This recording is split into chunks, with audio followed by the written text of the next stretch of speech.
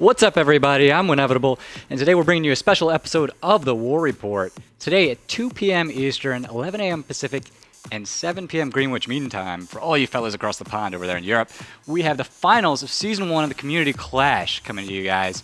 Two top outfits in the world, Dasanfall and Mercenaries, facing off to see who will be crowned the best outfit in the world. Now, over the course of the last 7 weeks, the Community Clash, top of the 16 teams in the world, been battling it out to see who will be the best team in the world. And we're left with Dasanfall and Mercenaries. Dasanfall representing North America and Mercenaries representing Europe. Of course, we're going to go over a lot of the strategies these teams used in the road to the Grand Finals. But before that, we're going to take a look back at Season 1 of the Community Clash, going through the top 5 games from this season. And coming in at number 5, we had Indy Elite taking on the Jesters. This was a European matchup. The TR outfit facing off against the NC. Indy Elite, of course, the TR favored heavily to win this matchup, but the Jesters gave them quite a run for their money. Jesters known for their air play, while Indy Elite is known for their ground play. But Jesters were able to excel at both aspects of the game, keep Indy off balanced, showed maybe a little bit of weakness in the Indy Elite team here. Still, their coordinated teamwork, galaxy play, and Sunder placement was able to carry the day for Indy Elite. So let's take a look at that action. To pull multiple Liberators and also bring in a galaxy, or 2 galaxies actually. We've got a little air battle here going on again. This Reaver, really good flying from him here. Mossy and the Liberator trying to take him down. 2 Mossies now on him. He's not gonna live through that. No, he explodes. Also squad leader, and he has a full squad, so he could drop a beacon. So I think what we're going to see here is, as soon as Jesters can resecure Frostfall and feel comfortable about it, you should see a lot of rotations to Geologic Survey. Yeah, and we do actually have the Jesters. They just put up 2 Skyguards to the west on the western hills of Frostfall. 3 Skyguards actually. One of them is gonna get C4'd right now though. And they're just using him to take down Inny Sunderers, it seems, and to also just, take down Inny infantry. Like, they're just providing air and infantry support. And while Inny did manage to capture the point, Jesters are now actually taking it back. Yeah, I think for the sake of Community Clash, we should have a above Skyguard hashtag. Seriously. They should be able to kill everything. Definitely everything. Especially tanks, because we barely use those. Yeah, they have a very heavy presence on the road here. Oh yeah, they've got 5 Sunderers, don't they? I don't see much of their air presence right now, though. I see a Galaxy hovering very high, as well as 2 Mosquitoes. But apart from that, not much air presence at all right now from both outfits. And those 2 Jester Sunderers are not going to live through this. Number 1 goes down, and number 2 is going to go down momentarily. On the other hand, Inny did lose a lot of their lightnings there. I think 3 of their lightnings actually went down to Jester heavies with lock-on rocket launchers. And the Jester's actually bringing in a second Sundra in the exact same spot as the one that's currently being shelled. But while all of this is happening... sorry to interrupt you there, but while this is happening, Inny sneakingly brings a Sundra to the west of Frostfall and is going to drive it all the way around to the south. Yeah, there's actually the Jester at Geologic Survey is dead, so there's no more Jesters there. Yeah, and at the same time, the Jesters, while Inny was capturing the point, the Jesters have again managed to take down all of Inny's spawn points at Frostfall Overlook. Inny tried at one time with 5 Sunderers around the base, and they still didn't manage to get a foothold. They have managed to hack the vehicle terminal now, where they are pulling Sunderers, but again, that's a single Sunderer right now, and they've already lost a lot trying to take this base. That's a lot of medics there, got some guys, but Inny holding those very important stairs. Oh, and they're catching the medics with the med guns in hand. Medic gonna shoot him, nope, actually gets knifed. Inny incredibly strong in close combat. Oh, and here comes a revive grenade bringing 4 Jesters up, but they're right in front of a Max, and the Inny Max just mows them down. It just mows them down. Oh, it gets stuck with C4, he blows it up. No, Max still lives. Oh, gets shot by the rocket. Wonderful play from that Jester Heavy. You are a hero. Who are you? Come here. What's your name? You are NC number 5. NC number 5. You get a wonderful mention on the stream. But, I mean, that was a good play, and they did manage to take the building from Inny, but They still got to take that capture point, and Inni actually has 5 people in that capture room. But Jester's doing a really big push now on the room. Let's go in. Yeah, and the Inni Sunder is out too. Jesters just took it out. Yep. So Jesters now with 2 maxes outside, multiple infantry, they're all going to converge on this capture point. Yeah, and there's 1 heavy from Inni left, it gets taken down, and the Jesters have secured Frostfall Overlook yet again. Yet again, there was 2 minutes that Inni managed to keep the point. And we're not talking about some random outfit right here, like we're talking about Inni Elite, and these guys are fierce in infantry combat. But right now it seems that they're just kind of distracted. They can't really bring their full crushing force on the ground to bear. Inni Elite again, liking pulling those lightnings, but here come the Jesters bringing in their own air. And we've got a little air fight going on. 3 Reavers. 3 Reavers. Gonna take down 1 Mossy, or is the Reaver gonna die first? Oh, he gets taken out by Coyotes. And it seems the Reavers are actually not faring all that well. Oh, the Reaver crashes into the Mossy, but survives and then gets taken out by another Mossy crashing into him. This is Crash Side 2. See it immediately heading for the hills. Run for the hills, they say. Inni is coming. Yep, and their one Sundra, they actually used one of the Sundras as a distraction, while the other one is just rushing northwest. But there is an Inni Lightning and a Mosquito, and the Mosquitoes have spotted the Sundra.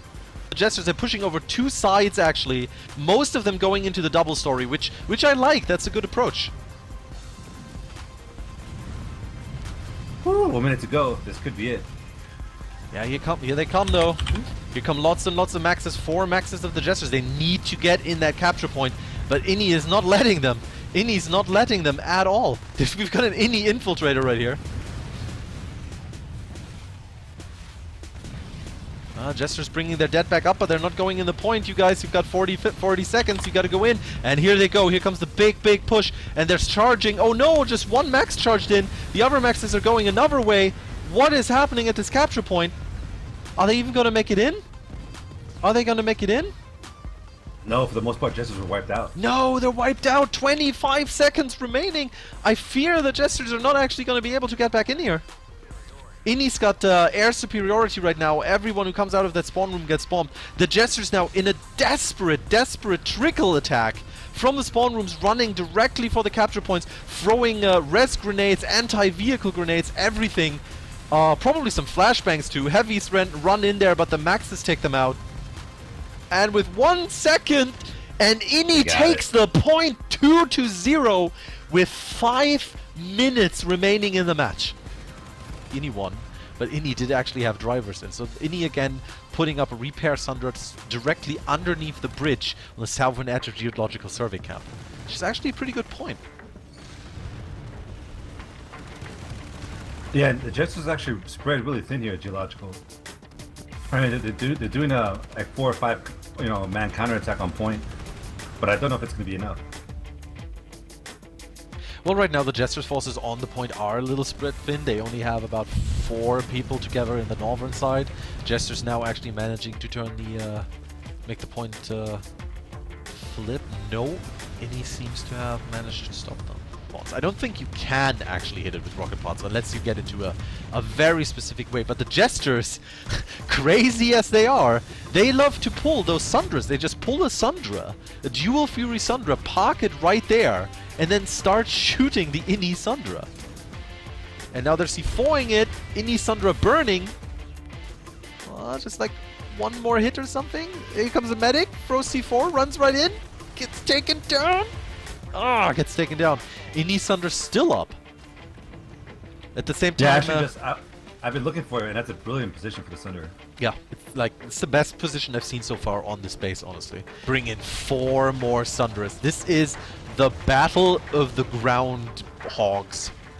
Or whatever, hogs, elephants, what would you call a Sundra? What is the animal that comes to mind in Sundra?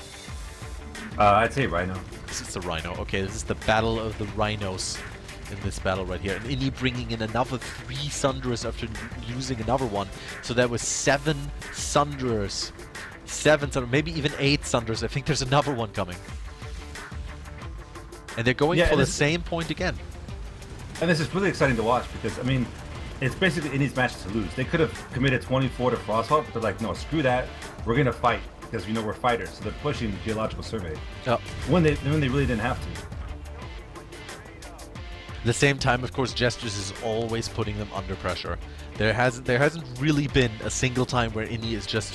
There you have it. Inni Elite taking the match 4-0 over the Jesters. Of course, we're playing on Esmir there in that lane with no neutral base, so both teams forced to attack one another. And you can see the Jesters did put on a lot of pressure, but in the end, Inni was able to take the bases, make the pushes, cap them, get the points, and then win. You saw the push there from the Jesters, when trying to take the base back from Inni as they were capping it. Of course, Inni had air control at that point. They had their max team set up on the point.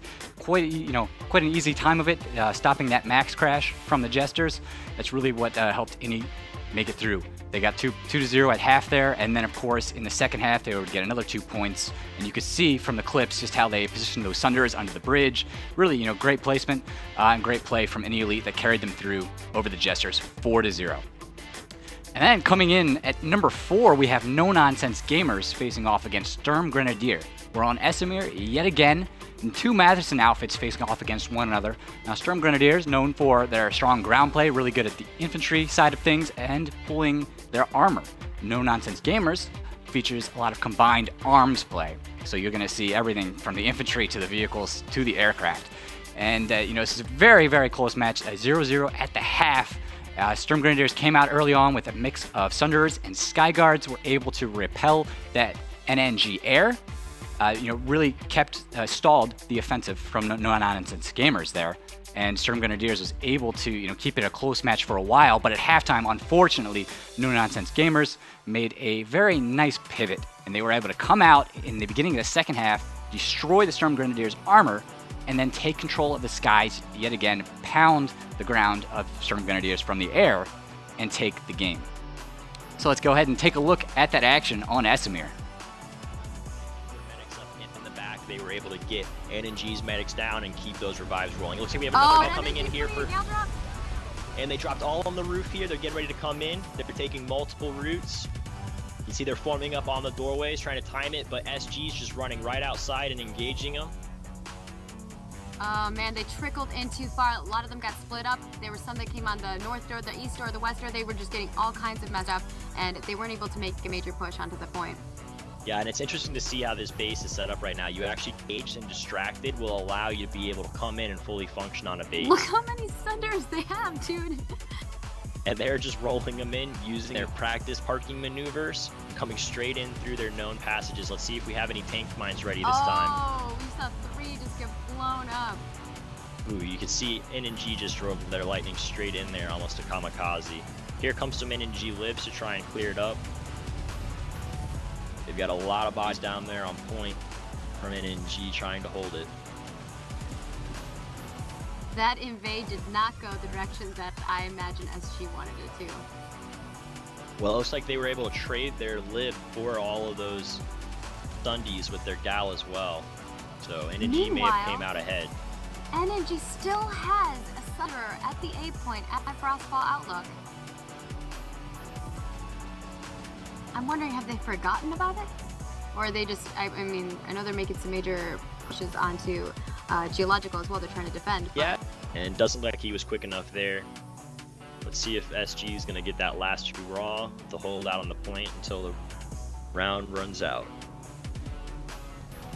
Here comes NNG's Gal down the road, saying hi to all of the Sundies. Very quickly to get out from direct view. You can see here come the scythes now, while SG's just now pulling up to the gate, and they're going to be driving those Sundies right. Ooh, they lost that one into the spikes. Yeah. Number 2.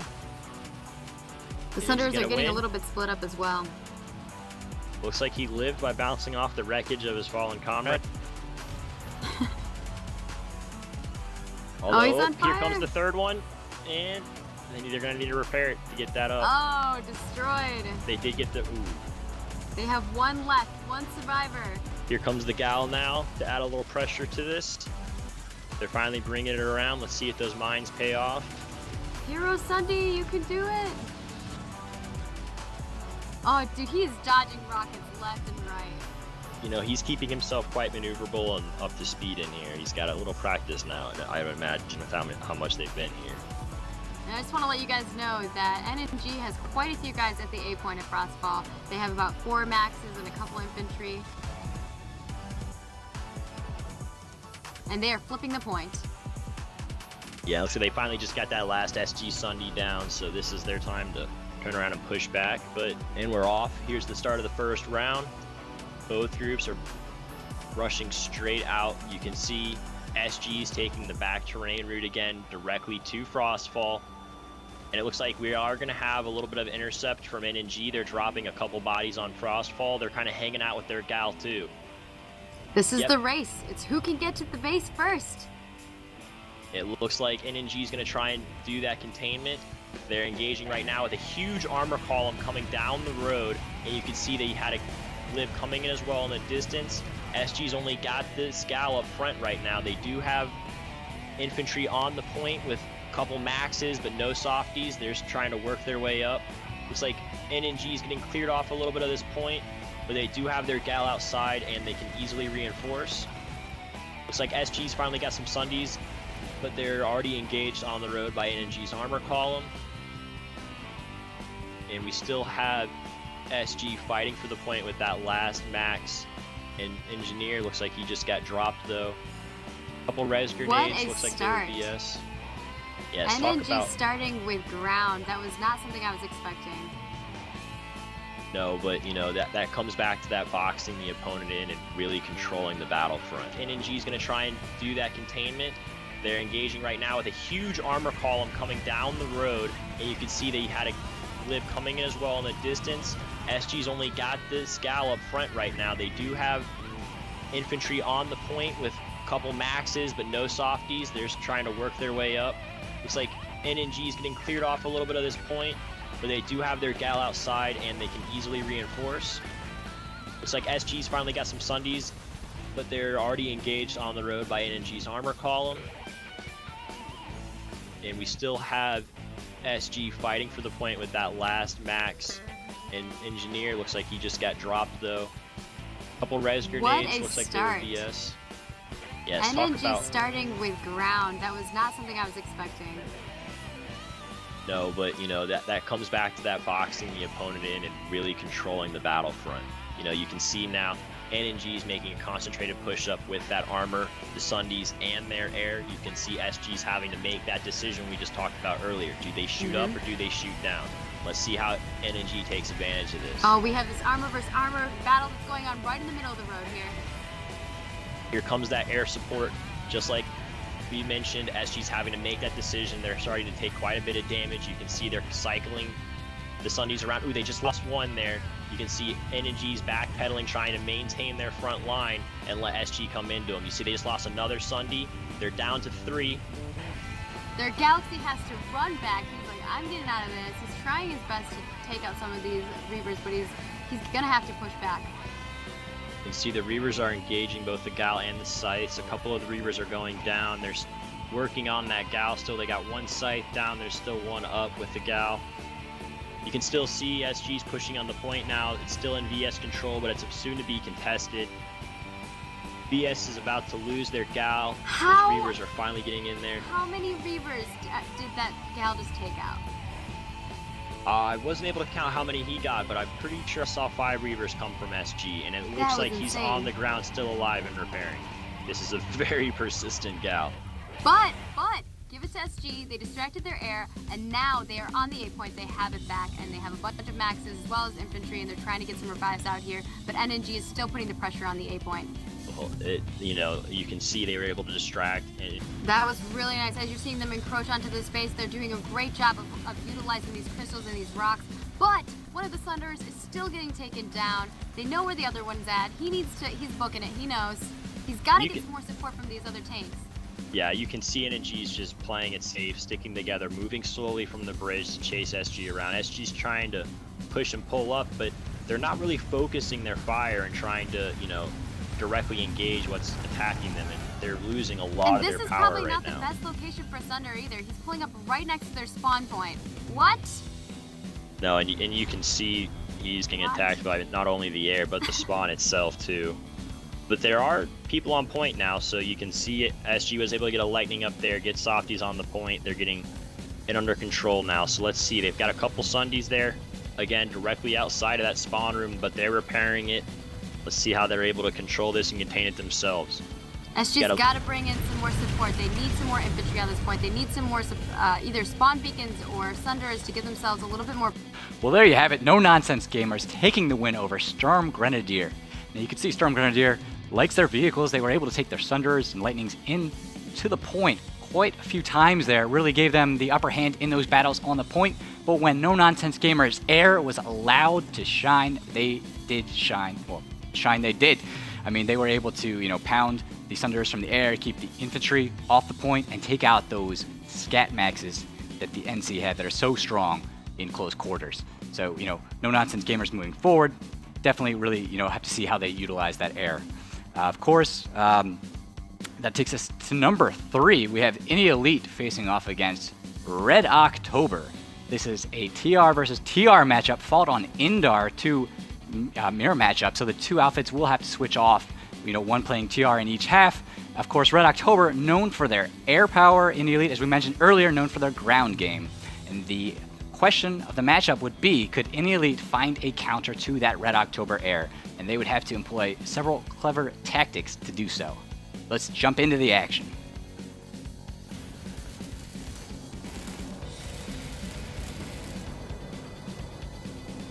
And here we go, the match is off, and of course immediately Red October in the air with the Galaxy, 7 out of 12, multiple ESFs, no Liberators yet, 6 ESFs moving out, and they're flying into the night sky.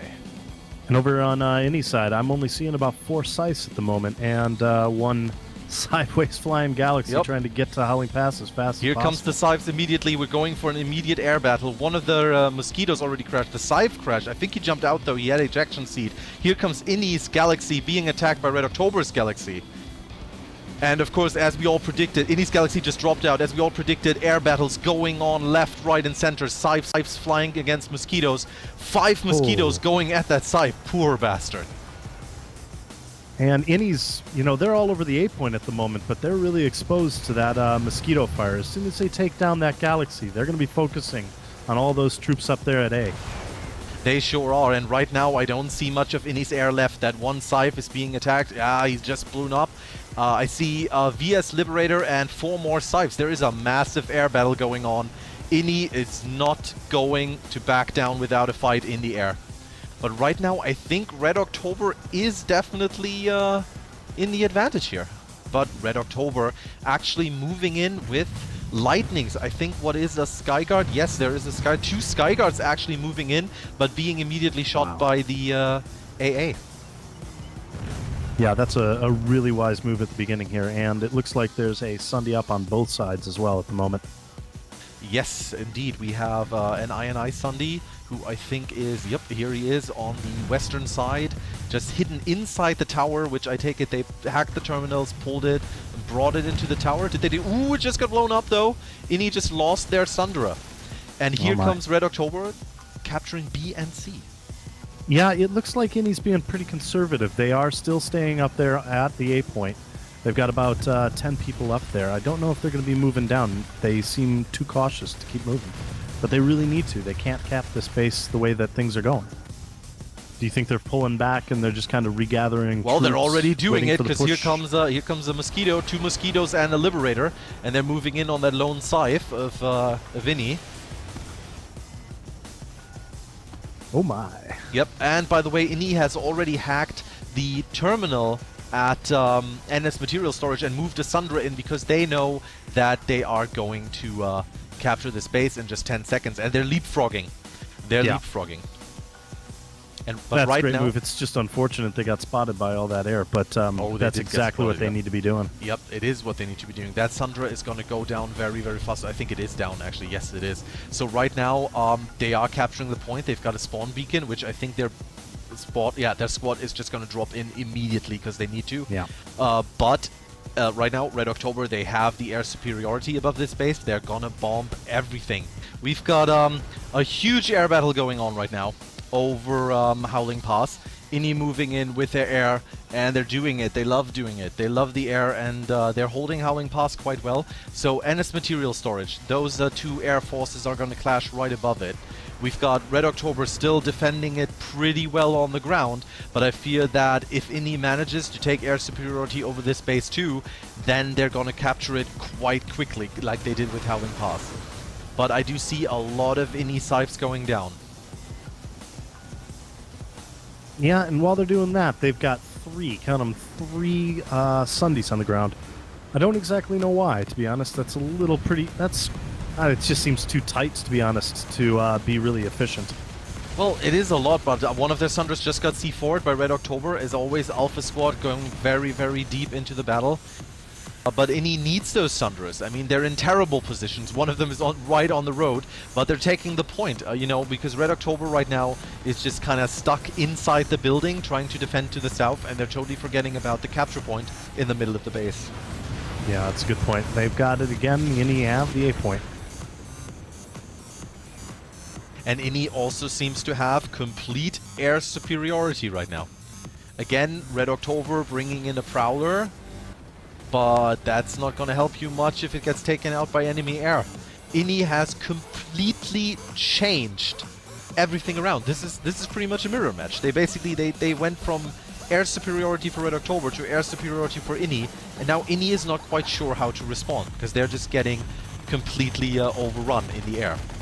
Yeah, but now that Ini has the air battle, they don't have the A point. Gone and placed a squad beacon up here. Unfortunately, that squad beacon is down now, and well, heck, they need to get a Sunday up if they're going to keep their hopes alive to take that A point and hold it. They're moving out with a large armor column, though. Got their air support up above it. Wonder how Ini is going to protect against that. Because I don't see much from Ini right now. Don't see any vehicles or anything. Pulling some, like a mag rider. Yeah, there's not much going on down there. I see at least a couple lightnings. RO's armor column's turning to bend here, but they're just going to have to stop. Okay, they're pulling in Sunday where they had it in the first battle, which is good because, I mean, their Sunday lasted a long time. But here comes Ini with their lightnings, and obviously their lightnings can go through the shield by RO's Sundra. That is a bad position for your Sundra. I mean, the lightnings can just come out, start shooting it, and then once they get shot at, they just go back behind the shield. Yeah, they needed to get it around the corner like the last one they had. Well, I mean, they have to. They have to sit out at the outside. I mean, just look at what Ini is doing there. They're just sitting behind the shield right now. They can just pop out, you know, with their macros. They don't even care about popping out. They see that they have way more people, and they're just pushing. Yep. 10 minutes left, though. Can they make it up the hill to the A point, hold it? Can they make it in time? Definitely. Can they take it in 10 minutes? I don't know. I mean, they've got 3 Sundras. The Sundra is obviously going the upper route. Very clever there. But here comes RO with a big push from that Sundra they put up to the east. They're heading for point C. Are they heading for point C? Yes, they must be. They're heading in. And here we go. This is going to be a big fight in this building. Yeah, maybe they've learned from their mistakes and they finally want to clear that out. Did I say big fight? Ini actually only had 2 people in here. They only had 2 people in here, and they're losing point C now. That's gonna raise the bar. I tell you what, though, RO have lost the Sunday on the outside. 2, 3, 4, 5 Sundras from RO. 5 Sundras from RO are now coming from NS abandoned offices, basically moving into West Pass from Howling Pass, excuse me, from all directions. We've got 1 to the south, 1 to the west, another one going through those tank mines, 1 driving directly into the middle of the road. RO wants those spawn points, and they're not giving up. They've still got 2.5 minutes to take this base back. Yeah, it really puts a smile on my face. I wonder if that Sunday on the south side there's going to make it up towards the spawn room. Here comes Red October, actually bringing in the Vanguards. 4 Vanguards coming in from the west.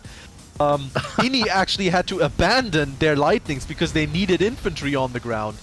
And Red October just moving in, mopping up the Sundras and the empty lightnings. Well, this is something. I mean, Red October kind of playing hide and seek seems to have worked for him there. Yep. I mean, right now, Inni, though, has all of the 3 points. And are they actually flipping Howling Pass? NS Abandoned Offices? They have someone there. They have one guy. Yep, they're flipping it. Red October, I'm sorry there, guys, but you got to take that point back quickly.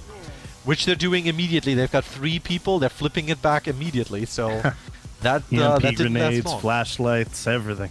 Unfortunately, I think they've realized that there's just not enough time for them to repel the push and abandon NS offices and take Howling Pass. Especially not if Inni is still 1.5 minutes away from taking NS offices. But of course, this is the exact same situation we had earlier. The Vanguards are pushing through to the Prowlers, taking them out, while RO is doing a wonderful max infantry crash. But Inni actually has, inside the smoke, they've got a lightning on the point. We call this tactical superiority, says the TR announcer. And with this, we officially end the match 6-0. There you have it. Inni Elite emerging victorious over the Russian menace Red October. Now there's 2 things that we can take away from that matchup. In the first half, Inni Elite goes into Howling Pass. They drop on A point and then hack that vehicle terminal, begin pulling Sunders and Skyguard equipped Lightnings. They do lose the initial air battle to Red October, but with those spawn points and those Skyguards, they're able to shrug off the airplay from Red October, wipe out the ground forces, and cap the base. They also capped the base again in the second half, and they were able throughout the entire match to utilize to really this switching is what we could call it. You switch between your airplay, between your ground, between your infantry, and they use that to keep Red October off balance. So Red October, while they might have been a little bit more dominant in the air, they were really never able to gain complete air superiority, and it kept off balance. Inni Elite able to cap a base in each half to take the victory, which takes us on to game number 2. We have Future Crew facing off against Dasanfall. These are 2 North American Vanu outfits facing off, one from the West Coast, Future Crew, one from the East Coast, Dasanfall. So a little bit of East versus West Coast rivalry, and this was our closest match at actually going into overtime, our only match this season to go into overtime. Quite a thrilling ride. Let's take a look at that action. Turret up on the hill, right? So you see a couple infantry up on the hill. They're trying to rain down on the armor that is moving out. They were able to clear asunder from Future Crew, but Future Crew is clearing all of the DA air out. I think DA was focusing on their air as being their drops, and they've not been able to keep consistent with that. Future Crew has been pounding them with bursters ever since it started the match. They are losing ground, though. They're losing ground very slowly, and as you said, there is, I think you're right, there's 2 Sunders, 3 Sunders behind that rock face. And we've seen these Sunderer groups work really well together in the past. Although the Future Crew know that they're right there. And the thing is that even though they're on that other side, sure, they can spawn, they can be there, whatever, but they're not really going to make any advancements because there's this huge road in between them, and Future Crew has a whole bunch of tanks. And is that a harasser? I believe they have a harasser as well. It is. The harasser with the PPA on it. Oh, the thing is beautiful. It's like a sniper rifle on a vehicle. It's amazing. So we see two Sunders still back there. One down, 2 of them down, 1 left. There's 1 lone survivor Sunder. He is not going to last very long. You have this, Poor hero Sunday. He's just getting pounded. Out. Pounded by lightnings. That's the worst too, and especially as anti-air beating you up as a Sunder. Yeah. And so we have this armor versus armor column happening here. This is awesome. Hopefully we can get a good shot of both of them. So we have Future Crew who has the high ground. So we'll see how this goes down. They're trying to use their Sunder as a forward push, tanking that harasser. He's just he's ramming into the harasser with the Sunder, and the harasser goes down. And we're going to continue to see this big massive force. Their Future Crew Sunder goes down. Oh my gosh. I love seeing an armor fight. It's so seldom do we see a good armor fight on Community Clash. And this is a thing of beauty. DA is getting pushed back to their base by the onslaught from Future Crew. Future Crew is pushing in. They're going to be making their advances on Frostfall here. It's going to be awesome. Absolutely. So we have two Sunders as you come up with Outfit Cola. I'm not seeing Outfit Higby on the other side, but I've still expected they're representing him via their demigod. And we have a couple Lightning still pushing up against the DA Sunders. 2 Skyguard Lightnings. They're just around the corner of the spawn from it. It's hilarious. So a Viper and 2 Skyguards versus another Viper Lightning. This is a very interesting fight considering no one's really dying. He's just kind of peeking over and kind of shooting around. No one's, and then they're using the guns on the Sunder as well to kind of keep those lightnings back off of them. You guys may have missed that, but yeah, there's a cloaked flash that kind of drove by. It's like, what's up going on? And he just kind of rolled in there and then rolled right back out. DA was able to push Future Crew off the point though, and they're able to take the point back on their base. Future Crew's trying to hold out with the max on point, and it's getting but you don't have a softie on point. With no softie, you can't flip. Nope. And meanwhile, Future Crew still has a bunch of guys out on the outside of the base in various lightnings and thunders. They really got to get these guys onto the point. The only way you're going to be able to push and take the base is if you get out on foot and you hold it. Obviously, they do want to keep their thunderers alive, no doubt. But it seems like they're having a little bit of trouble pushing in on this base. Future Crew's moving on to the balcony outside. They're trying to use that as a fire down point. They're able to use it. They have a full force coming in now. They're doing an exerted push. Let's see if they can make it to the point. Using the balcony as a good jump off point and fire down. The balcony max is great. is on. You have that high ground. It's fantastic. They're making a push. They're pushing onto A point. They're clearing it out. They have a max on point as well. He's doing work. I saw a couple grenades go out. Doing work, son. Doing work. And they have people on the point. I would say they at least have a half dozen guys sitting on the point as we speak. 3 minutes, 55 seconds left on the Reaver recap. that's coming down. He's trying to take some pot shots, but he has to back out. And it looks like the Banu Sovereignty are going to be able to hold this point for quite a bit of time. They're reviving their guys up. They're trying to set some engineer turrets down. They got to get these other guys up that are down around here. It looks like they are going to have that. I wonder if they're going to still hold that high ground on top of that other base. Nope, it looks like they've revenged. Great It looks fight. like DA has quite a bit of air up here. They're trying to take out a scythe. 2 scythes are in the air. We have about 2 or 3 Reavers, a Galaxy, and a Liberator. They're trying to push all this air out. I think the scythe just got taken out. We have 1 more scythe left up. He looks like This he has Galaxy is the just doing work. Whoever this gunner is, I props to you, sir. You're a great Galaxy gunner. So we have a couple libs on top of it. Looks like DA is trying to really show some air superiority and move in that direction. That's a good move for the... This is a perfect move for them. This is exactly what they need to be doing. They cannot let DA continue to hold that Sunder in that location. We're not seeing that. Looks like they are going to be able to take it out. DA is trying. I can see the repairs going. I can't really see the guys repairing it, but I know that they're down there repairing it as fast as they possibly can. It looks like they're spawning some maxes, possibly trying to take over this ridge here. It looks like they're pushing back the Vanu. The Vanu are not able to continue making that pressure. They're getting pushed back into this base, and DA is taking that mountainside and making some mad pressure. You kind of heard Future Crew allude to this a little bit in the beginning. They said, hey, we got some surprises. And apparently their surprise is, hey, we can use lightnings too, not just air. And so that's what happens.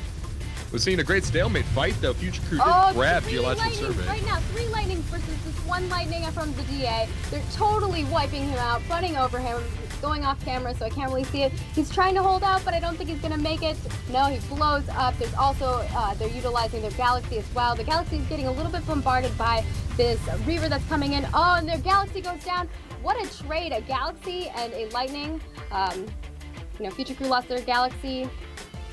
DA lost the Lightning. I would say the Galaxy's probably worth more than that Lightning, in my opinion. At least a couple of them that'll And string then we have along. this other Lightning, this other DA Lightning that I think maybe he missed the memo and he didn't get there with them early on. So he came in and pushed in last minute and he got taken out. But we have a Liberator from DA that's trying to do work. I think he might be able to take out this, oh no, dude. But depending on whether their air comes down and helps them out, that could be a changer completely. And what we've been seeing is that both teams have insane air communication. You see Future Crew is still kind of an air advantage at the moment, though. You see the Mozzies are kind of circling this wagon train, and I'll call it the wagon train, of these, the Bros are Sundies. down! Oh, man. There's one of them. The other one's getting picked up by the Mozzie, and the other one's already on fire. This isn't looking good for the Bros. Oh. I call it what, Venture Did you see Bros? how many rockets just bombarded that thing? Totally wiped out. These Lightnings are pushing forward. Come on, Future Crew, we need to see this massive forward push from you guys.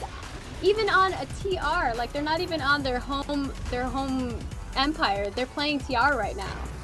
Absolutely. The Venture Bros are down, and Future Crew continues to show its air superiority by cleaning out every armor piece on the field. There's so many chances that you can just get bombarded by grenades and rockets, and we've seen it happen time and time over again. So hopefully they're taking over that double stack, putting some pressure on the spawns, making sure that Dasanfall doesn't have any extra spawns in the area, and just holding that area and surrounding it. they definitely need air dominance on this base. Absolutely. So they're getting darts out. The other problem with this base of trying to actually lock someone in the spawn room is that there is a teleporter out to a room that's about 20 yards away that you can flank someone that's actually camping your spawn room pretty easily. It's a hard base to lock down the spawn room, so it's going to be interesting. They are making a push. As you see, guys, they're getting grenade, rockets all over the place. Those S1s are just streaming in. Future Crew is getting cleaned out by a bunch of Maxes. Point is being flipped back in DA favor. That was a clean sweep if I've ever seen one.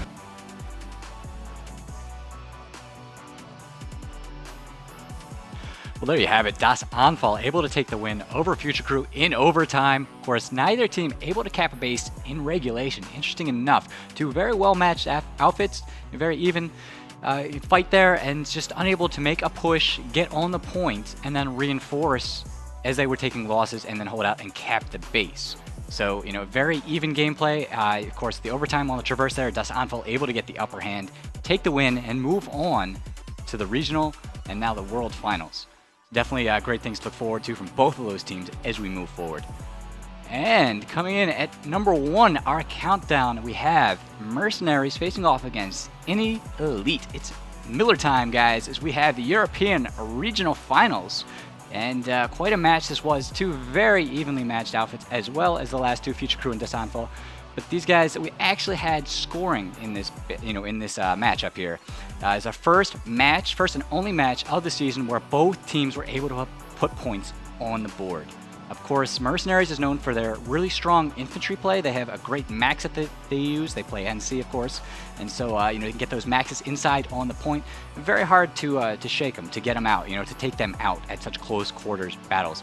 Any Elite, of course, also known for their infantry play. And so the question was, who was going to be able to gain the upper hand, mostly on the ground, but also in the air and in vehicle combat. Of course, Mercenaries able to come out victorious. But let's go ahead and take a look at the gameplay.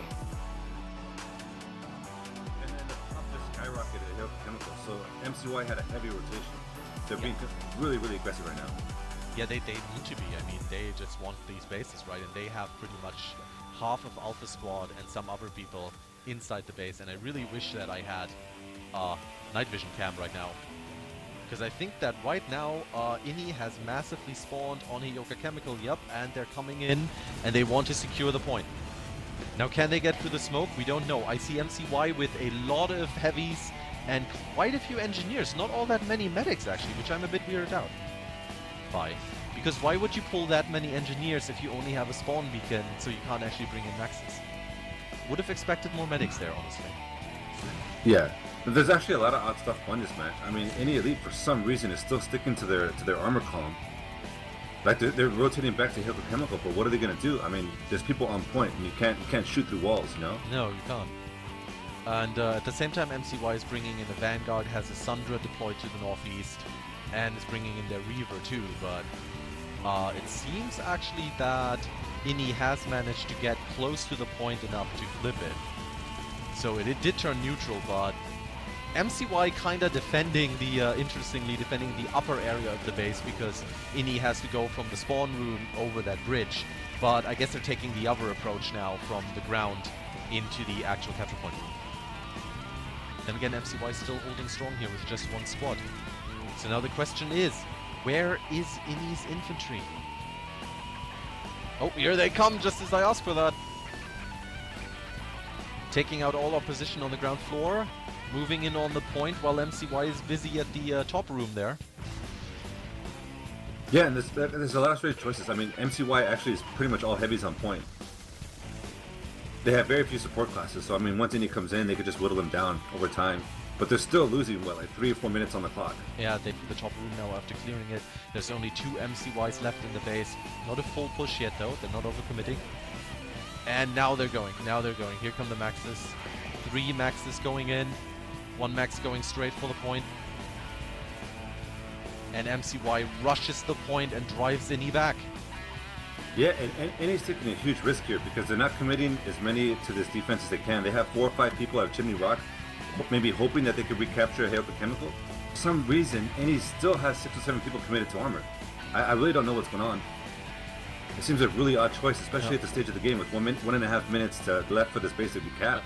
Ini now actually doing something interesting. They've got a Galaxy Park to the northeast, and they actually just had 1 or 2 people spawn on there, so I thought that they would use that as a pincer movement, but it seems they're not actually doing that. So MCY defended them again. Here comes a Lightning for a Skyguard Lightning, actually, for Ini. And another push across that big room there. Not sure if that's the room you really want to go in.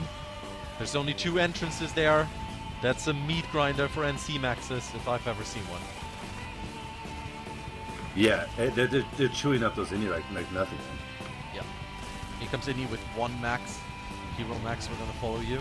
Pounder max, obviously. We've seen last week how strong TR Pounder maxes are, especially against taking out upper maxes. You know, truth be told, I almost want to say this isn't the Ini that we've been seeing for the past few weeks. It almost seems like a whole different outfit. It really does. I mean, they still show, you know, like cohesiveness. They attack in big groups, and they do know what they're doing, but this isn't the fighting force on the ground that we've been led to believe it is.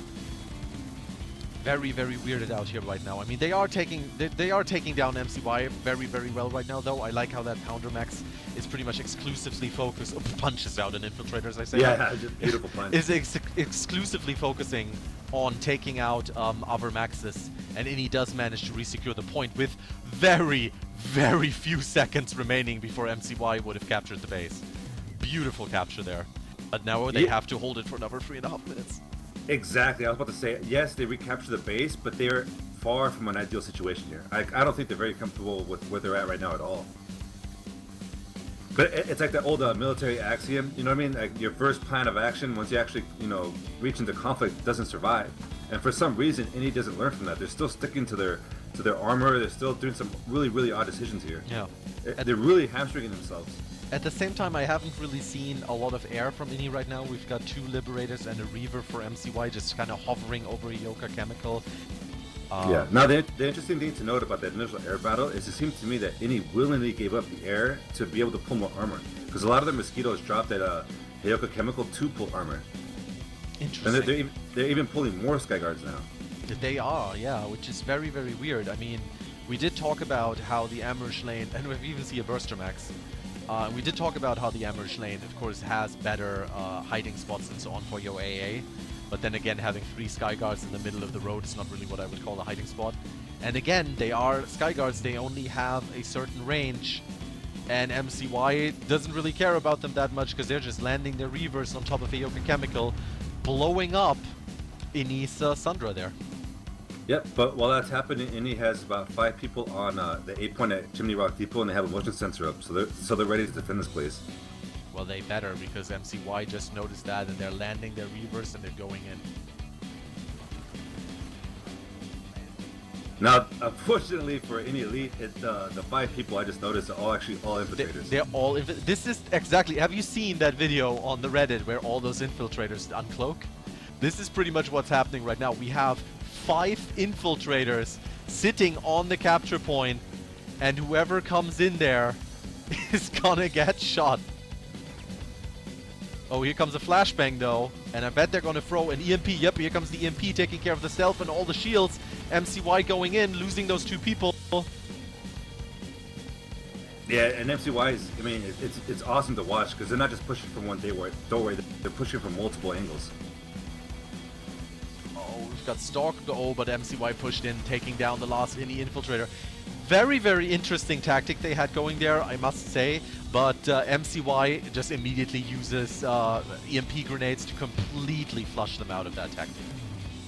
And they're also putting, by the way, if you see that MCY has, like, they've have a lot of things figured out. I mean, Ini, of course, does exactly the same thing, but now here comes the lightning for Ini. Is he actually going to drive on the anti-vehicle? No, he actually jumps out. Oh, really close. And Ini is going for point A yet again. And MCY is taken aback by that, I think, because they're actually very split up. They've got had a few people at their spawn rooms, and they're just now coming in. Ini immediately takes the capture point. Lightning does get blown up by tank mines, thank you very much. And we've got Ini on the point again, and this time no infiltrator shenanigans. We've got 2 medics, lots of heavies, and another infiltrator. So we'll see how MCY counters that. It's a small push from MTY. I think they're just kind of trying to feel out and do a little bit of damage. Just like 3 people from 3 different sides, but they are taking out some INI people, so that's always good, because they, of course, MCY have the advantage as the defender. And if they do manage to take out those medics, then, you know, that was a good push that helps them.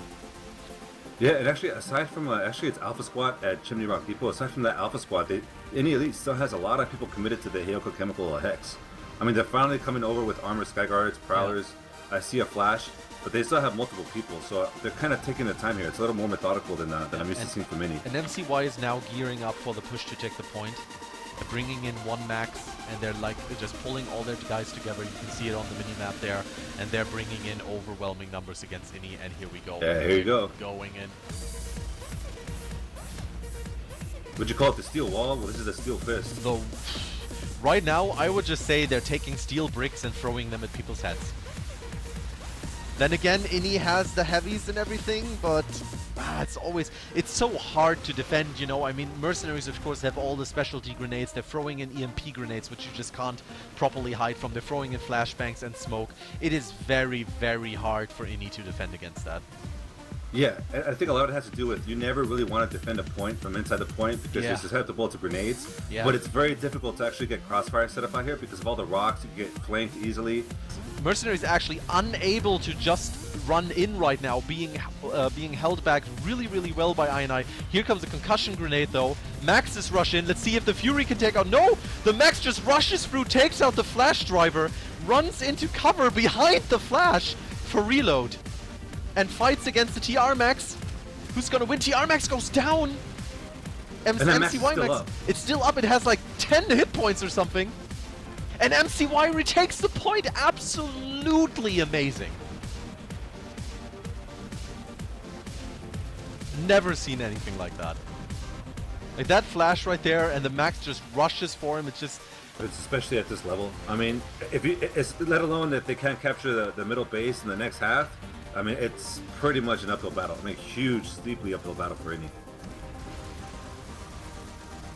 But like I was saying, I think it's been like a mix of a lot of really odd decisions and missed timings on the part of INI. Because as soon as MCY put pressure on this point and was able to rotate most of the forces inside the building, INI just happened to pull air. When, 10 minutes ago, INI should have been pulling air. But as I said, here's a heavy push on point. Yeah, becomes a really heavy push. We've got Pounder Maxes. Good old Pounder Max. Yeah, and INI is pushing MCY off the point. 30 seconds left to spare. And they did it. 30 seconds. Now, can MCY bring in anything? Do they have a spawn point? They don't have a beacon. They don't have a galaxy. They don't have a... There you have it. Mercenaries taking the win over INI Elite 4-2. Quite a match that was. Some very, very exciting gameplay. A couple things you can take away, of course. One, Mercenaries, when they get on point with those max teams, they are very hard to take out. And when Mercenaries attacks, you don't ever see them attack, 1 or 2 at a time. It's as a group. They come at you with a full squad of guys. They've got their maxes and they have their support there to keep those maxes up. And of course, when you take a max team, put them together like that, a max doesn't just become twice as strong. It becomes like 3 or 4 times as strong when it has an engineer backing it up, repairing it. In the Elite, of course, making the interesting decision there to kind of forgo the air a little bit, kind of conceding air superiority to Mercenaries for the majority of that match. Interesting choice on their part. They chose to pull a lot of armor instead. Of course, in the end, whatever they had planned didn't really work out for them, and Mercenaries, able with a strong ground game there, able to take that win and move on to the World Finals against Dasanfall. Now, for those of you who want to get in on the action, why don't you make sure you go to ps2comclash.com, and if you want to check out the live action as well as all of the full-length VODs from this season of the Community Clash, go to twitch.tv/planetside2 and twitch.tv/planetside2Europe. But before we end the show, let's take a look at these two teams, the best PlanetSide 2 teams in the world, Mercenaries and Dasanfall. First up, we're going to go to the North American side, look at the North American champion, Dasanfall's brand new outfit from Matherson. They have had quite a road here to the finals, taking out Dropping Purple Smoke in the first round before moving on to face off against Future Crew in the semifinals. Of course, that was the overtime match we showed you earlier, kind of a final before the finals in a sense. And then, after that victory, they moved on to the regional finals against No Nonsense Gamers, facing 3 Vanu outfits. This will be their first non-Vanu outfit that they face coming up here in the World Finals. But of course, yeah, they were able to take that win over No Nonsense Gamers. And, interesting things to talk about with Dasanfall moving into this finals matchup. They have a very interesting style. It's I referred to it before, a little bit more laid back, not as a necessarily in-your-face aggression that we see from an outfit like Mercenaries. They kind of do the unexpected thing from an unexpected direction. You can see in some of their highlights, they'll have infantry flanking your armor column up on a hilltop. They'll have an engineer with an NG turret who's you think he's too far away from the battle to have an impact, but he's shooting in, able to take out tanks from a long range. Another battle, they pulled a Sunderer from behind the base they're attacking. They actually go into enemy territory, hack a vehicle terminal, and pull a Sunderer to use as a spawn point, and then come in and attack the base from the back side. Things like this will throw their competition off, and it can be very hard to fight against this. You go into a battle expecting one thing, and then all of a sudden, you get hit from the side. It's something you don't see coming, you're not expecting it, and if you're not very good at what you're doing, you're not going to be able to adapt and overcome that kind of conflict. So Dasanfall has a very unique style in that they kind of like to do something that you don't necessarily see coming. They make great use of the terrain. In all of their matches, they've done that. And they've also even shown some good harasser play, getting into the tech plants at point and actually getting harassers up near the point inside the base and using those to help defend. So they kind of look for any advantage they can get, and they use it to take their opponents out. Now let's go ahead and take a look at some of the highlights from their 3 matches here in the first season of the Community Clash. It's an interesting strategy. Take the enemy's turrets. Sometimes you can get away with it and you can do some major work. DA, I think that they're going to end up getting that. Yep, they got the Sunderer as well. We're seeing DPSO is missing their Sunderer. We're seeing the hero battle gal backing up into the tech plant. DA is slowly coming in from the tech plant. Instead of squad beacons, they're just coming in on foot via the gal and the Sunder setup back there. DA has the point, and they're the only handful of guys though. Still, about a half dozen. This is an interesting strategy too from DA.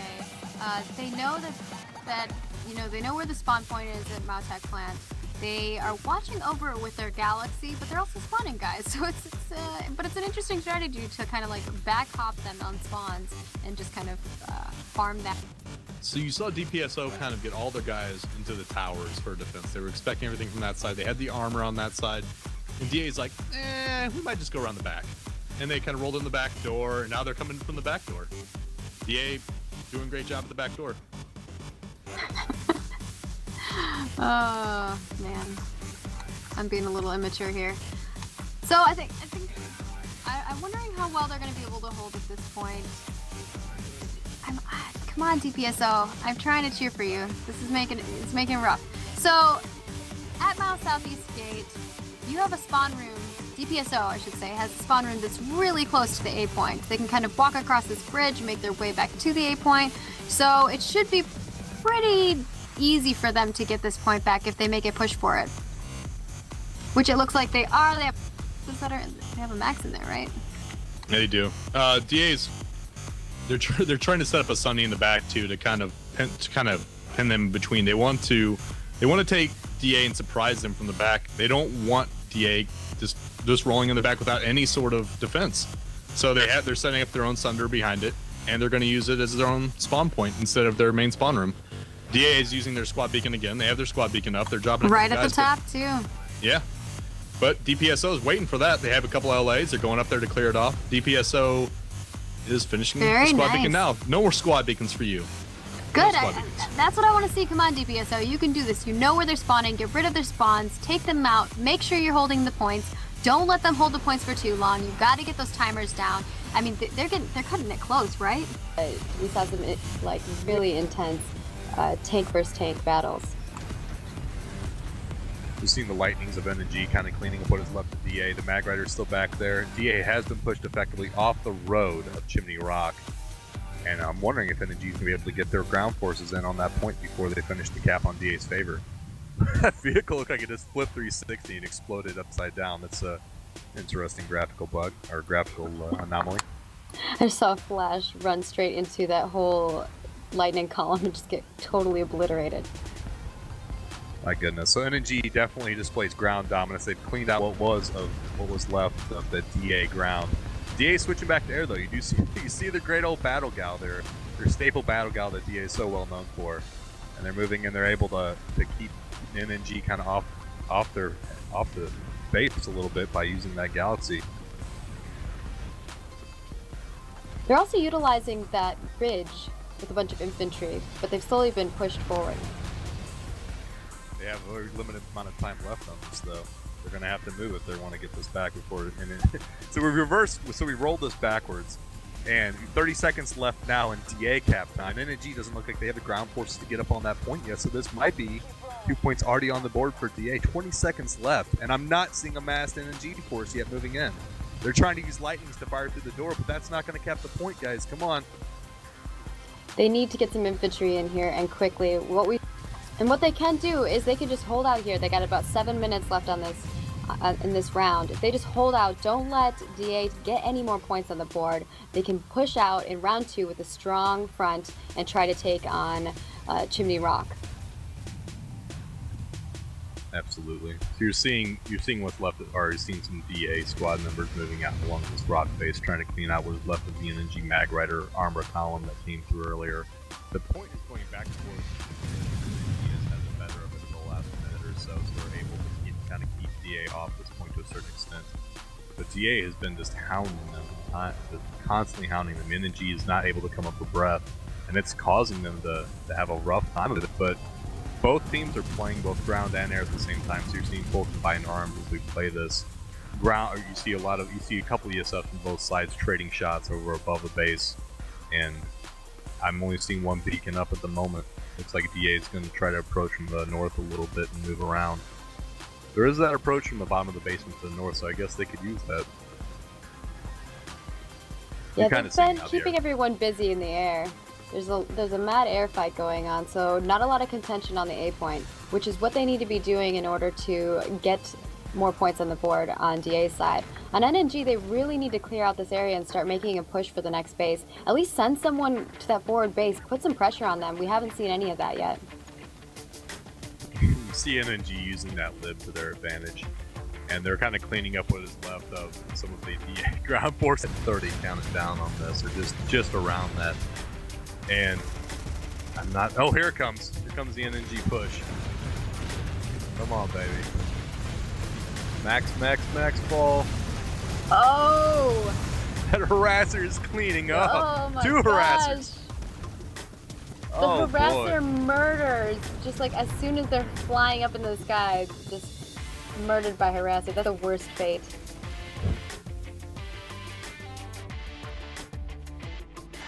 There you have it. Dasanfall able to get the job done against 3 fellow Vanu outfits, taking their first round. I believe it was a 24-0 perfect game over at DPSO.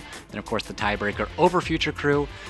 And then, last but not least, the 11-0 win in the regional finals over No Nonsense Gamers. So Dasanfall is our North American champion. And I tell you, when you look at this outfit and the way they approach the game, they take any advantage they can get. They will go out there and they will find a way to get the W. That's what they're here to do.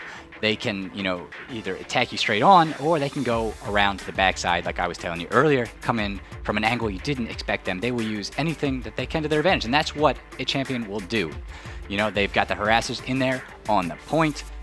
When you have a harasser in a tech plant, you're trying to attack up those stairs. It's already a well-defended position. You're up on the high ground once you get to the A point. So trying to come up there into the face of a harasser, which is shooting at you, that's a bad day for you if you have to do that. So Dasanfall, they really use a lot of cool tactics, and I think as we move into Season 2, you're going to see a lot of other outfits emulate a lot of these things. That's really exciting to think about and look forward to as these other outfits start to pick up on these little nuances that Dasanfall likes to employ. So they're looking really strong heading into the grand finals, but now let's take a look at the European side of things. We have Mercenaries, our Miller outfit from the new Conglomerate faction. And they've had quite a road here going into the finals. They had a couple perfect games leading things off. They took out IPT, the Indestructible Phoenix team, in round 1 on Indar before knocking out Rebel Rifles, another NC outfit, in the semifinals. Those two, of course, as I said, perfect games, so they looked very strong heading into the regional final against Any Elite. That, of course, being our top match from today's countdown. 4-2 battle there where Mercenaries was able to take the win, and that was the first time that they actually seemed to struggle yet this season. Of course, they were up against quite a very good team with the Any Elite, and so they look dominant, and it's really going to be exciting to see what happens when they do face off against Dasanfall coming up a little bit later today. Now, if we want to break down their strategy a little bit, there's several things you want to look at. First of all, as I've mentioned already, they have a nice max set. They attack in unison. They attack as a squad. They don't trickle in like you've seen some of the other outfits do this season. They'll come in, they'll have the maxes usually leading the way, but then they've got an engineer behind him getting the repair done, and then a medic to get any revives that are needed. They also are very good about their spacing, whether they're attacking or defending. If they're attacking, you'll notice a lot of the time they die in what's called a revivable spot. And that means you don't just charge out into no man's land, get shot to pieces in an open field, and then all of a sudden you're dead. You have to go back and respawn at your Sunder or at the last base that you kept. No, instead they'll die in a location where a medic can get the revive easily. He can hide behind maybe a rock, a tree, a building, a corner. He'll be safe. He gets that revive. He gets you up, heals you up, and then you push forward. So it's called dying in a revivable location. Definitely something it's very important in these matches. And also on the defensive, you could see there in that game against Any Elite, they were able to get a full squad of guys into point. And this is really what set them apart from Any Elite in that matchup, is when they got on point, they got in there with a group of guys. Any Elite did it at one point, to get their 2 points, but Mercenaries were able to do it on 2 separate occasions, giving them the 4-2 win, because they could get a full squad indoors. And of course, when you have those medics in there and you're dying in a revivable location, they can get the revives, they can keep you up, and you don't have to go back to your last base or rely on a Sunder for a spawn point. So they definitely looked very strong there, and they also are very well coordinated in all of their matches so far. They show a good game plan. They go from one point to the next in their 2 perfect games. I mean, especially the first round against Indestructible Phoenix team. They were at the next base often, a lot of times before Indestructible Phoenix team was able to get there themselves. Usually the defender has a bit of an advantage. They can get back, they can spawn, they can set up their defenses, and then the attackers come in. Mercenaries were so fast about it that they were able to get there before the defenders had set up. And when you can do that, it's not going to be an easy defense for the defenders. So taking all of that, putting that together, and of course they're not too shabby in the air either, as they've shown us, especially against Any Elite there in the regional finals. Mercenaries definitely looks like a very strong team heading into the grand finals. Now let's take a look at some of the highlights from their first 3 matches here in Season 1 of Community Clash. Time to 6 feet, if only a few seconds off. Because, you have push from the air, from the ground, infantry, everything. Yep. But no, of course, Ini has the spawn points, but I hope that they don't overcommit to try to push only out of them. Of course, it helps them, but MCY, as you can see, is already putting up a fantastic firing line, especially with their maxes and the smoke and so on. This is where I think what could really help Ini is to bring in a Galaxy, hover it, over the point and drop in people, because MCY needs to be flanked at this point in time. Yeah, those maxes are in a good position, but they are NC maxes, so they're very limited by, with their range. And of course, MCY has 2 Vanguards there. So, that's something. You gotta get past 2 tanks, you gotta get past all those maxes. But Ini's doing it, they're pushing. They're pushing, they've got their Pounder maxes. They're pushing across the eastern rock formation there. They need to pull a Sundra though, Ini needs to pull a Sundra and circle it around to the west or the east. They're too far away from the point at this point. Yeah, it's interesting to know, Ini has completely dedicated all their forces to defending this, which in this case, I think is a smart idea. Some people might talk about leapfrogging, but this really, if they don't get this, they can potentially lose the match. Yeah. So it's very smart of them to actually, put all the resources into just taking this point back. Yeah. The problem is that Ini seems to be exhausting themselves right now, because Mercenaries has a lot of people on the point, and Ini is attacking the point, yes, but with such a small force that they won't be able to kick them out or turn the point neutral. So they're kind of exhausting their resources at this point. What they really need to do is do a proper attack. They still have 1.5 minutes. That's that's enough to get people here. They've got spawn beacon going on. And they just really need to rush it at this point. They need to kick them out of there. Yeah, this is a really amazing display from MCY here, holding off with limited spawns.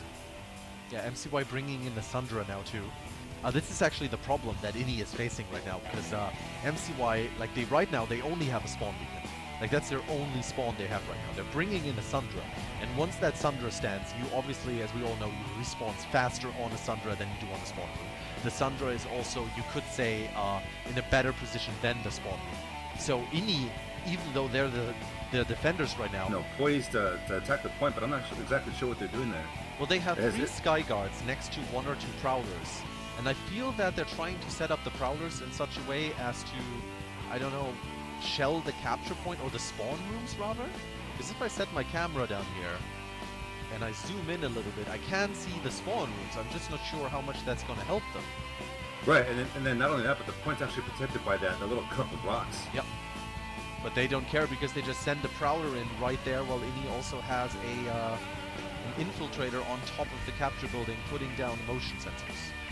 Prowler gets immediately blown up. Ini is dropping in with from their spawn beacon, and we're going in for the throwing up the stairs, taking out as much as they can. Not a full push yet though, they're not overcommitting. And now they're going, Here come the Maxes. 3 Maxes going in, 1 Max going straight for the point. And MCY rushes the point and drives Ini back. Yeah, and Ini's taking a huge risk here because they're not committing as many to this defense as they can. They have 4 or 5 people at Chimney Rock, maybe hoping that they can recapture Hail Chemical. They have literally 4 people waiting at Chimney Rock people to put pressure. Well, I so mean, they're basically gambling here. We'll talk about how the Ambush Lane, and we even see a Burster Max. We did talk about how the Ambush Lane, of course, has better hiding spots and so on for your AA. But then again, having 3 Sky Guards in the middle of the road is not really what I would call a hiding spot. And again, they are Sky Guards, they only have a certain range. And MCY doesn't really care about them that much because they're just landing their reverse on top of the Yoka Chemical, blowing up Ini's Sundra there. Yep, but while that's happening, Ini has about 5 people on the A point at Chimney Rock people, and they have a motion sensor up, so they're ready to defend this place. Well, they better, because MCY just noticed that, and they're landing their reverse and they're going in. Now, unfortunately for Ini Elite, it's the 5 people I just noticed are all infiltrators. They're all this is exactly. Have you seen that video on the Reddit where all those infiltrators uncloak? This is pretty much what's happening right now. We have 5 infiltrators sitting on the capture point, and whoever comes in there is gonna get shot. Oh, here comes a flashbang though, and I bet they're gonna throw an EMP. Yep, here comes the EMP taking care of the stealth and all the shields. MCY going in, losing those 2 people. Yeah, and MCY is, I mean, it's awesome to watch because they're not just pushing from one day. Yeah, so Here comes IPT with some Maxes along the eastern side. A really, really big push. Tons of Maxes. But do they have enough time? They've got like about 6 or 7. 6 well, seconds? It's not how many Maxes they've got, how much support they got. I see a lot of medics. I don't see many engineers to back it up. It's just a lot of medics. Now they're flanking along the far edge of the base, but Mercs is going to know this. Well, the problem is they're they just collecting lost the their own SCU shield generator. Here comes Mercenaries with C4. The SCU has an engineer, hostile engineer. They're about to charge the SCU. Oh my. They are as the pushing Merc in. There's a battle goes- lot of smoke. I sure wish I had that night vision cam right now. Wink, hint, wink. Wink, wink. Okay, the problem is we have dead IPT Maxes that were isolated and too far away from the support, something you don't see Mercenary Maxes doing, which means they can't be rezzed or repaired. And also I see another Mercenary Max flanking around the edge wall, hitting the IPT from the flank on the side I where see the that. landing pad is. 2 Maxes actually. Oh, they're Yeah, he's bringing picking the them up. pain. They're bringing And now the Maxes pain. are isolated, the last of the IPT Maxes, the TR ones. And they're all down. We've got EMP grenades going off EMP too. grenades going off by the Mercs as well. It's pretty much a textbook. We've got an IPT with C4 trying to clear up the SCU room, but there's 20 seconds left to go. We had a little quirk as well. One thing we noticed that what happens if the generator is destroyed. So there is actually a fallback base for the TR, which is Rashnu Southern Pass. They are actually allowed to spawn at Rashnu Southern Pass, but it's not a capable, so the Mercs are not required to take it because they're about to lose the SCU in 3 seconds. Yep. Now they do still have point A, and this base is not gone yet. Do they have a Sundra outside? They do on the ground floor, which actually That is a is smart important. fallback vegetarian, so they can teleport back into the Yeah, spawn room. they So that's can smart by teleport them. back. But here's the But- thing. Mercenaries taking point A, and it's 10 seconds until this match is already But the decided. maxes have already pushed in. The one thing I've noticed about the Merc maxes here is that not once have they actually lost the max and not been able to res them.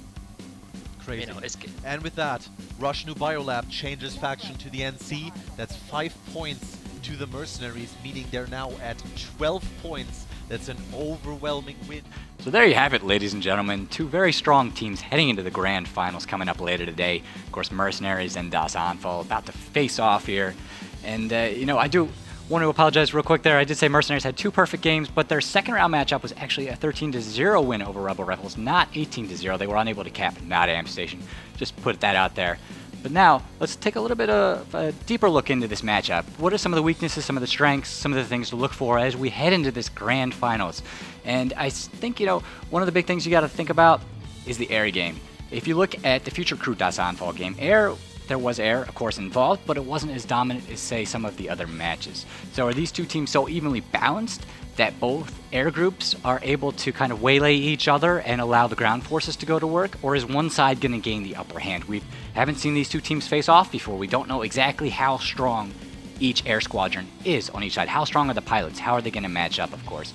So we have to see how that plays out. If one team can gain the upper hand in the air, it's going to make the battle a lot easier for their entire team. Of course, we also have to count the ground game in as well, because PlanetSide 2 is about capping bases. That's right, you have to get in there on foot. You can't sit there in a tank, you can't sit there in your plane, your ESF, your Liberator, your Galaxy, whatever. You have to get out, you have to get in there on foot. And we've seen Mercenaries do that very well. They can get in there with a full squad of guys, they've got their support in there, they have their hard-hitting maxes, they put up the wall of steel, as it's called, or smoke and maxes, of course. You know, 2 great terms there to describe this team. And so when they get in and they get set up on that point, it's a hard day's work to knock them off. And I think if they're able to do that, Dasanfall isn't going to be able to knock them off, you know, regardless of how the air goes, because they're going to be able to get indoors on these points. This is going to be fought on the Amherst lane again. We saw, you know, Mercenaries get in there inside and hold the points out. That's not to say that they're going to have an easy time of it themselves. Dasanfall is very good on the ground. And so it's really going to come down to timing as well. You've got the air game, you've got the ground game, but you've also got timing. Which team can get there faster? It's going to come down to seconds. Really, you're going to have to think about the shortest way to get to the point, how to get in there first and get set up, and then you'll have the defender's advantage on your side. Well, if you want to get involved with this great community clash action, make sure you go to ps2comclash.com, where they have all of the great info on the teams, the brackets, you know, how to get involved. Go there, check it out. It's ps2com, C-O-M-M, clash.com, ps2comclash.com. And of course, all of the live action plays out at twitch.tv/planetside2 and twitch.tv/planetside2 Europe. You can catch the live stream there right after the conclusion of this show, and of course the full-length VODs from each of the matches so far this season. Also remember, PlanetSide 2 is free to play, so go to planetside2.com to download the game client today, but not before you watch the grand finals over at Twitch. Now, it's a great game, it's fun, get in there, play it. And of course, if you want to get involved with Season 2 of the Community Clash, go to ps2comclash.com. They've got all the information from this season, and of course, how to get involved with Season 2. Well, guys, that'll do it for today. Of course, we'll be here next week, 7 p.m. Eastern, to break down today's grand finals, so definitely tune in to check that out. But thanks for watching, guys. I'm Inevitable, and we're out.